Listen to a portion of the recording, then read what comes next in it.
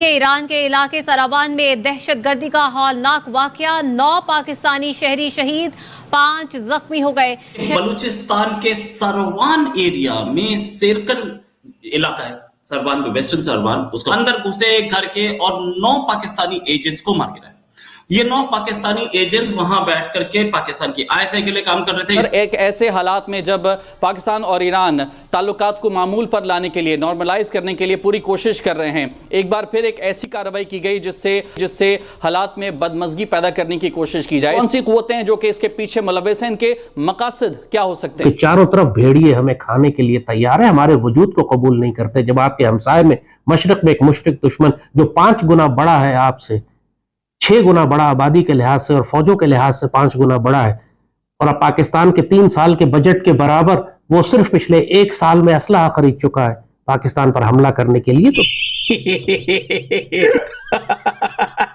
पाकिस्तान ने अपने सारे बड़े आतंकवादियों को बोल दिया कि रॉ स्ट्राइक कर सकती है पाकिस्तान के अंदर। बोला यह है सारे टॉप कमांडर्स जो हैं वो अंडरग्राउंड हो जाओ, रॉ की स्ट्राइक हो सकती है या इंडिया की स्ट्राइक हो सकती है।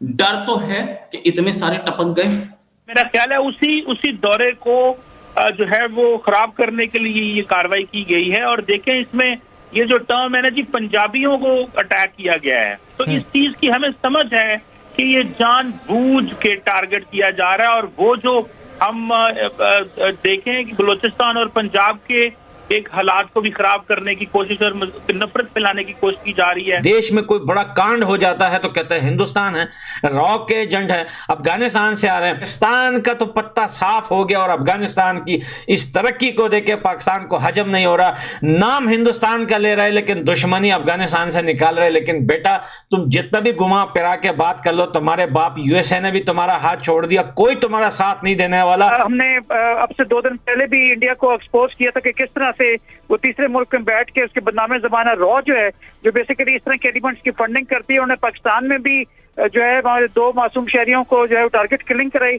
और फिर उनको हमने पकड़ भी लिया था। तो हर तरीके से इंडिया बेसिकली उसमें एक्सपोज हो रहा था। और आज की जो कार्रवाई हुई है। नमस्कार दोस्तों, स्वागत है आप लोग का हिंदुस्तानी स्पेशल के एक और नए वीडियो में। दोस्तों एक बहुत बड़ी ब्रेकिंग न्यूज है और ब्रेकिंग न्यूज ये है कि ईरान में 9 पाकिस्तानी आईएसआई एजेंटों को मार दिया गया है। और दोस्तों ये जो हमला है ये ईरान पाकिस्तान के बॉर्डर पे हुआ है और बताया जा रहा है कि इसके पीछे जो है वो बीएलए हैं। दोस्तों एक तरफ जहाँ ईरान और पाकिस्तान जो है वो लगातार जो है वो ये कोशिश कर रहे हैं कि जो उनके बीच में जो रिश्ते हैं उसको अच्छा किया जाए, क्योंकि अभी कुछ ही दिन पहले दोनों देशों के बीच में मिसाइलें चली थी और उसी बीच में इस प्रकार का हमला हो जाना और ये बताया जाना कि इसमें 9 पाकिस्तानी आईएसआई के एजेंट मारे गए हैं, ये कहीं ना कहीं तल्खी को और ज़्यादा बढ़ा रहा है। दोस्तों सबसे बड़ी बात यहाँ पे ये है कि पाकिस्तानियों का कहना है कि इसके पीछे जो है वो रॉ है और रॉ नहीं चाहती कि ईरान और पाकिस्तान के बीच में जो रिश्ते हैं वो अच्छे हों, और इसीलिए इस प्रकार की गलतफहमी फैलाने के लिए जो ईरान में जो पाकिस्तान के लोग रहते हैं उसको मार रहे हैं और जो पाकिस्तान में ईरान के लोग हैं उसको मार रहे हैं। मतलब पूरा इल्ज़ाम जो है वो भारत पर एक बार फिर से पाकिस्तान ने लगा दिया है। लेकिन दोस्तों सबसे बड़ी बात है जो पाकिस्तान अपनी सच्चाई नहीं बताता कि ये जो लोग हैं वो बीएलए के लोग हैं, जो कि बलूचिस्तान को, जो कि पाकिस्तान का हिस्सा है, उसको एक अलग देश की मांग कर रहे हैं। और जिस तरीके से मिसिंग पर्सन लगातार बलूचिस्तान से बढ़ते जा रहे हैं उस पर भी पाकिस्तानी आर्मी का ध्यान दिखाना चाहते हैं। लेकिन क्योंकि पाकिस्तानी आर्मी जो है वो बचना चाहती है तो इसीलिए एक बार फिर से भारत का नाम पाकिस्तानी आर्मी द्वारा ले लिया गया है। दोस्तों पाकिस्तानियों का तो यहाँ तक कहना है कि ये आईएसआई के एजेंट नहीं बल्कि मजदूर थे, लेकिन कैसे पाकिस्तान मानेगा कि हमारे एजेंट जो है वो दूसरे देश में रह रहे हैं। तो दोस्तों चलिए वीडियो में चलते हैं और देखते हैं कि इस पर पाकिस्तानी मीडिया कैसे रो रहा है और खास करके लाल टोपी का इन सब चीजों पे क्या रिएक्शन है। एक खबर जो कि अभी बलूचिस्तान से अभी थोड़ी देर पहले आई है वो ये कि बलूचिस्तान के सरवान एरिया में सेरकन इलाका है, सरवान में वेस्टर्न सरवान, उसका एक बहुत बड़ा एरिया, वहां पे सेरकन एक छोटी सी जगह है, एक डिस्ट्रिक्ट से भी छोटा, उसमें ऐसा हुआ है कि एक ऐसा आर्म्ड असेलेंट्स, अब ये मुजाहिदीन थे या फ्रीडम फाइटर्स थे मुझे नहीं पता, लेकिन आर्म्ड असेलेंट्स बोला गया है। आर्म्ड असेलेंट्स मतलब हथियारबंद लोग, असेलेंट्स उनकी अपनी लैंग्वेज है, मेरी लैंग्वेज नहीं है। अंदर घुसे घर के और 9 पाकिस्तानी एजेंट्स को मार गिराया। ये 9 पाकिस्तानी एजेंट्स वहां बैठ करके पाकिस्तान की आईएसआई के लिए काम कर रहे थे। इसमें 3 इंजर्ड भी हैं, 9 के अलावा 3 इंजर्ड हैं।